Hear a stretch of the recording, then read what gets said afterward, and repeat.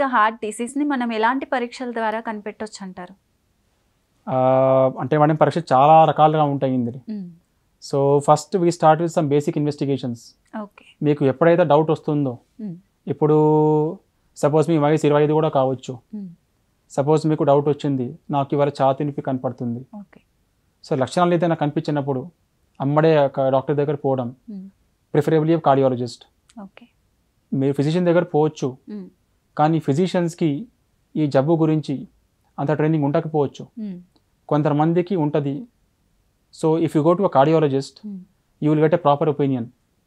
First start with basic tests. First will to ECG. Okay. మనకి ECG అనేది simple test. ఎలా చేస్తారు ECG?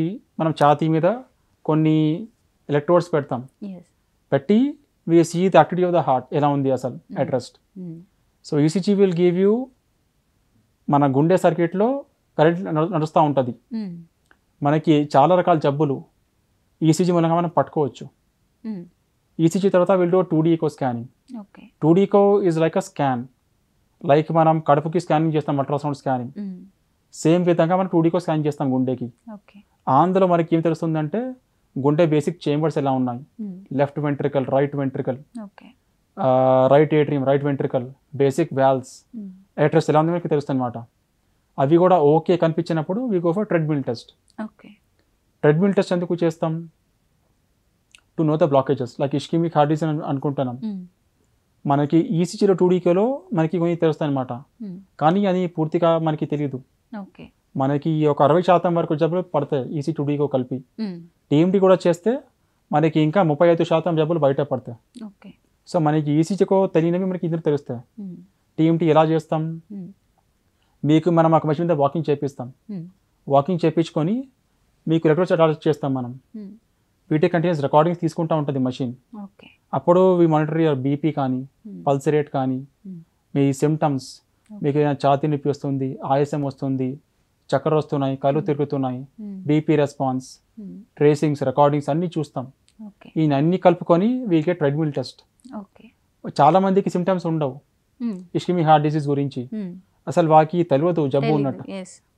So అలాంటి మనం తెలుసుకోవాలంటే ట్రెడ్మిల్ టెస్ట్ చేయించుకోవాలి. మనకి ఈసీజీ, 2D echo, టీఎంటీ ఈ మూడు కలిపి 95% మనకి జబ్బులు తెలుస్తుంది అన్నమాట గుండె సంబంధించిన. ఖచ్చితంగా ఈ మూడు చేయాలంటారు, కంపల్సరీ చేయాలి.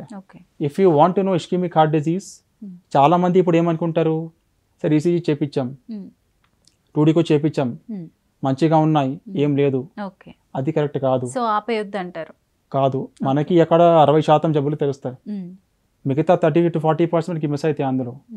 Even if you combine ECG, 2D echo and TMT 95% మనకి తెలుస్తాయి అన్నమాట జబ్బులు. 5% మనకి మిస్ అవుతాయి అందులో కూడా. మళ్ళీ ఇవన్నీ జరిగిన తర్వాత మళ్ళీ మనకి టెస్ట్లు ఉన్నాయి, కొన్ని వాటికి స్టిల్ బ్లాకేజెస్ ఉంటాయి, ఇది మనం పట్టలేం. మనం అలాంటి వాళ్ళకి సిటీ యాంజియోగ్రామ్ చెప్తాం. సిటీ యాంజియోగ్రామ్ ఎలా చేస్తామంటే మనం సిటీ స్కాన్ లాగా చేస్తాం. మనం ఫస్ట్ ఒక కాంట్రాస్ట్, ఒక డై ఇస్తాం అనమాట.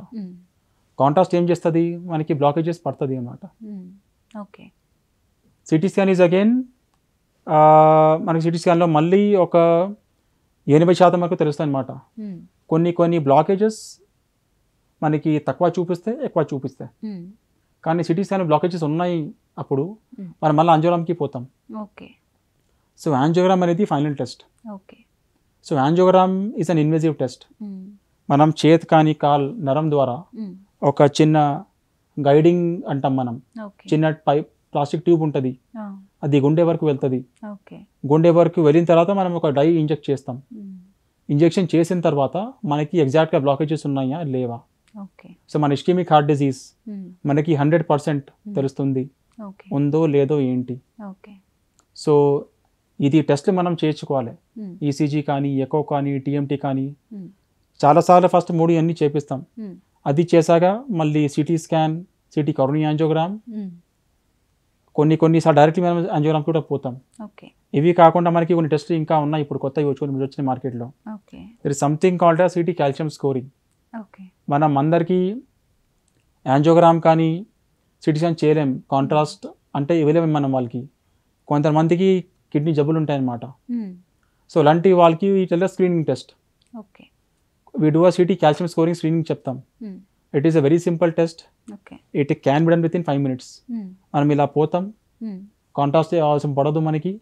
వీ డూ కాల్షియం స్కోరింగ్ చూస్తాం. ఓకే. సపోజ్ కాల్షియం స్కోరింగ్ ఎక్కువగా ఉంది మనకి, ఇట్స్ మోర్ దెన్ 400 500, ఓకే. 400 కంటే కాల్షియం స్కోరింగ్ ఎక్కువ ఉంటే వాళ్ళకి బ్లాకేజెస్ ఉన్నట్టు అనమాట. ఓకే. అప్పుడు మళ్ళీ అంజోరామ్కి పోతాం. And one more test is like stress thallium.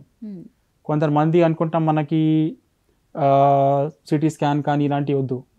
So it uses stress thallium test. అందులో మళ్ళీ ఎక్సర్సైజ్ చేయించి we give radio active materials. Okay. So అటువంటి టెస్ట్లో మనకి కొన్ని బ్లాకేజెస్ తెలుస్తాయి అనమాట. So there are multiple tests. Okay. Basic test include ECG కోయిన్ TMT and the last test is angiogram test. Okay. So మనకి ఎన్ని చేపిస్తే, అంటే అందరికీ అన్ని అవసరం పడదు. మీ కార్డియాలజిస్ట్ మిమ్మల్ని చూసి చెప్తారు ఏది మీకు అవసరం అని. ఓకే. అది చేపిస్తే మనకి పూర్తిగా 100% క్లారిటీ వస్తుందన్నమాట. ఓకే.